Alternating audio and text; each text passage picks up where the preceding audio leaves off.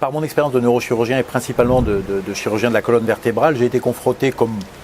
tous les chirurgiens de la colonne vertébrale qui se respectent, à des problèmes de fuite de liquide céphalo-rachidien qui peut être évalué à environ, dans certaines séries, 15-16% des interventions de la colonne, ce qui n'est pas négligeable du tout. Et la problématique de ces fuites, c'est lorsqu'elle est très importante, eh bien on la voit à l'œil nu, mais parfois, lorsque la fuite est plutôt microscopique, eh bien il est difficile parfois de la diagnostiquer pendant l'opération.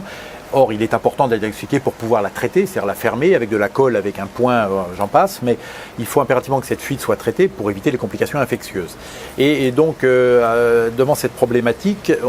j'ai posé la question à mon partenaire qui est cofondateur de la société, pour que l'on mette en place et qu'on invente en fait une canule qui permet, une canule d'aspiration standard que tous les chirurgiens utilisent n'importe où dans n'importe quel bloc opératoire. Cette canule, en passant cette canule sur la zone qui vient d'être opérée, sur le champ opératoire, que ce soit un champ opératoire de chirurgie ouverte, c'est-à-dire large, ou une chirurgie, ce qu'on appelle minimally invasive, avec une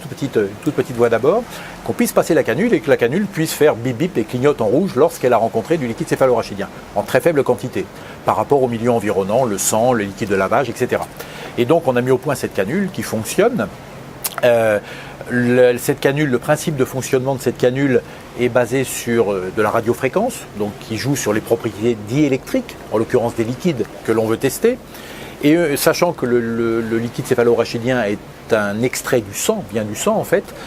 et que les propriétés diélectriques sont très proches, on s'était dit ça va être difficile à trouver les choses. Et notre système, notre capteur et notre canule a mis en évidence des différences tout à fait significatives avec des très faibles quantités de liquide, des différences significatives, et donc le signal et la sensibilité et la spécificité sont tout à fait surprenantes. On peut fermer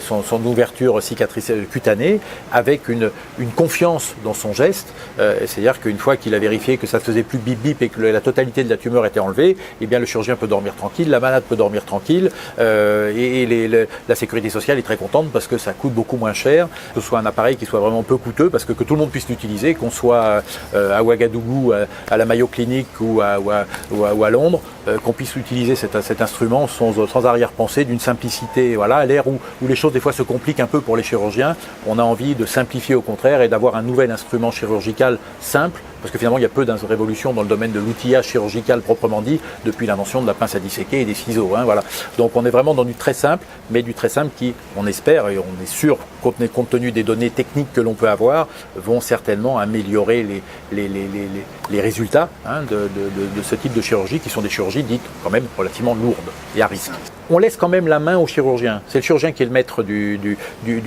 jeu tout de même, à la manière de ce film qui est repassé pas très longtemps à la télé, de Sully, à la limite. La décision, elle est en quelques secondes ou quelques dixièmes de seconde. Qu'est-ce que je fais? Est-ce que je pose mon avion sur l'Hudson ou est-ce que je prends le risque de le cracher? Ça, c'est le chirurgien qui prend la décision. Il a des appareils électroniques.